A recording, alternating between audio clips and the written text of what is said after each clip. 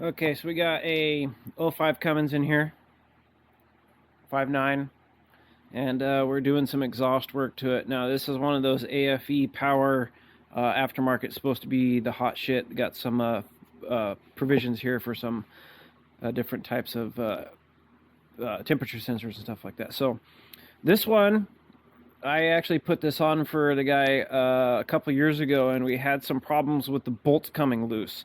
I'll talk about that in a minute, but the problem we're having now is the T3, T4 style gasket here actually completely melted and came out because there was such a gap here. So there are a couple issues here.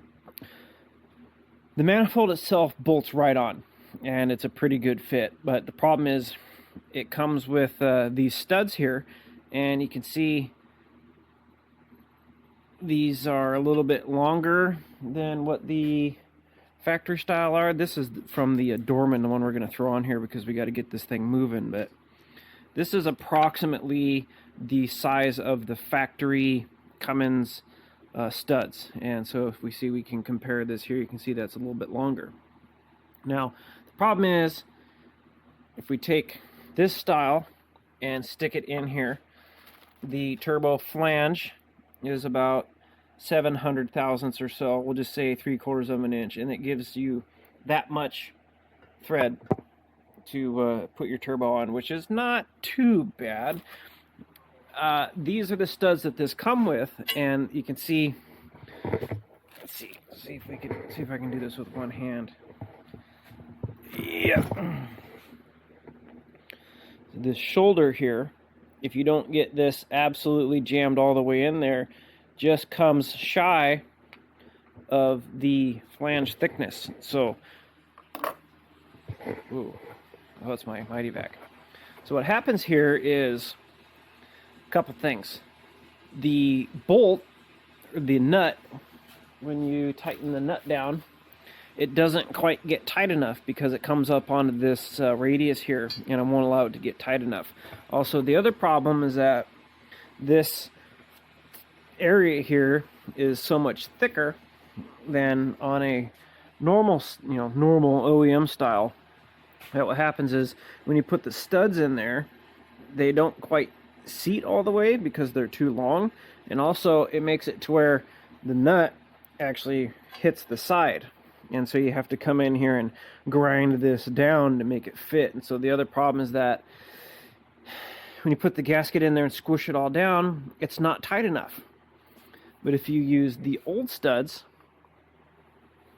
it doesn't get tight enough because the bolts, just imagine this sitting in there.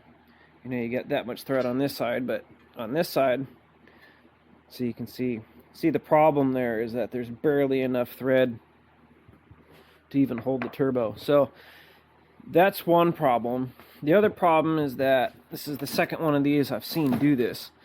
They crack right along here all the way from where this bolt is, all the way up and over, and they also crack on the back side.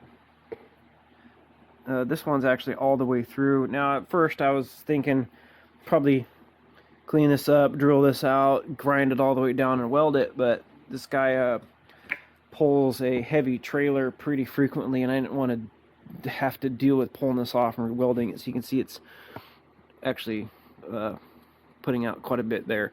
So what happens with these cast iron manifolds, just like the Hemis, a lot of times you get the front and rear bolts broken off on the Hemis. It's because cast iron actually shrinks when it gets hot over time. After it heat cycles, it shrinks. And so what happened here is the fissure, I don't have I might have one picture, but the fissure, you could actually get your fingernail down into it because it was so much shrinkage, so much shrinkage. So yeah, you get what I'm saying. It shrank so much that it cracked here, and so it's just kind of a pain in the ass to deal with these. You figure you spend the buco bucks for some of this high dollar stuff here, you'd expect it to work out of the box. So we bought a Dorman, made in China, because I had planned on throwing gaskets in this thing, throwing this gasket in there, and shipping it. I didn't plan on dealing with this. This wasn't what we had planned, but I got to get this thing out of here because I got appointments showing up tomorrow. So here's the problem on the flip side. These Chinese ones and the factory style ones use shorter bolts, and so it's kind of the catch-22 scenario there, right? So if I screw this into the turbo, so if I screw this into the turbo where it bottoms out, say that's where it would bottom out in the turbo, just like that. That's how much thread it gives me. Not even enough for one complete nut to sit on. So these ones come with studs that are too short. These ones come with studs that are too long. So, that's kind of a shitty thing to have to deal with there. You get it out of the box and expect it to work. But no. That's not how it works anymore. You can't expect that sort of stuff. So I got some other studs here somewhere in one of these boxes hanging on the wall over here that we're going to use. By we, I mean me. So, came in here, ran the tap through all those holes, and I'm also trying to clean up the turbo inlet flange there, because those the studs that came with the AFE, they were the length, and it's a pain in the ass to get those in there because they're too long, and then you have to stick this and do that and twist this and pull that and put your arm this way and whatever. And so since it didn't tighten down, the exhaust gas, actually, you can kind of see from all the overspray there, the exhaust gas kind of hardened those studs because of the extreme temperature. I mean, you can just imagine, pulling a dump trailer, you see all this soot all over the place. The thing is probably just spitting out pure lava.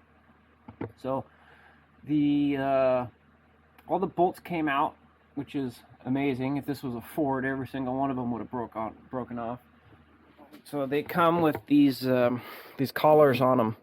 We're going to clean these collars up and reuse them, but the theory here is that these little collars are just a little bit bigger than the bolt, so as the manifold shrinks and heats up and cools down, the bolt and the manifold are actually allowed to move a little bit, because metal changes when it gets hot. It expands and contracts. Same theory behind the putting RTV silicone on a paper gasket. It expands and contracts and expands and contracts, and it breaks that bond. But see, this is the rear one, had a little bit of trouble with that. So we're going to replace all of these bolts. I got a kit, comes with all the bolts. So that's what these collars are for, is to allow that to expand and contract without breaking the bolts off, which is genius. That's a Cummins thing. Cummins, if you don't know, Cummins is actually from the Case Corporation. They built these for heavy machinery.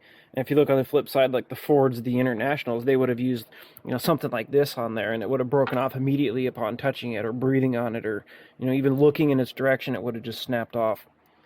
So the new one comes with a new manifold, heat shield here for the front, which protects the heat from the alternator. So the where that tap is right now, that's where one of the studs go. You can see there's still one of the other studs in there.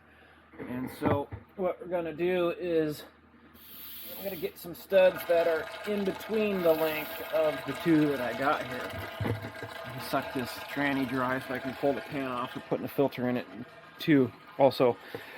So yeah, something to think about when you're messing around with this stuff. I've always been a firm believer that OEM is the best. They have to build it to survive through the warranty period, and so this was an 05, and we did the manifold 3 years ago, so that would have been 2018. So I mean, you do the math there. How long did the original one last, and how long did this one last? I don't know. But this is junk. I mean, apparently these things have a lifetime warranty on them, but that doesn't cover labor. And I mean, what am I going to do? Get another one that's going to crack in 3 more years?